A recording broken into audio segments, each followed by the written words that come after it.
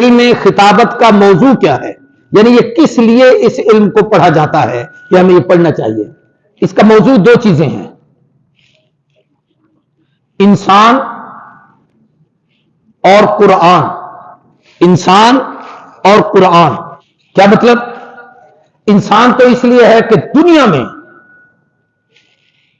یہ خطابت اور بولنا یہ انسان ہی کا خاصہ ہے اور کسی کا نہیں ہے، اس لیے اس کا موضوع انسان ہے۔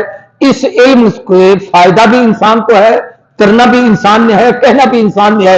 یہ نہیں ہے کہ ہم کوئی گدھوں گھوڑوں کو سکھائیں گے، کوئی جانور بولیں گے، کوئی درندے پرندے آ کے اپنی گفتگو کریں گے، نہیں، یہ انسان ہی اس کا موضوع ہے، اس لیے انسان کا امتیاز ہے یہ علم، ورنہ اور کسی کا نہیں۔ اور دوسرا اس کا جو اہم موضوع ہے وہ قرآن ہے، کہ ہدایت کی آخری کتاب قرآن ہے، اور قرآن خود رب کا واض ہے، اللہ کی طرف سے نصیحت ہے۔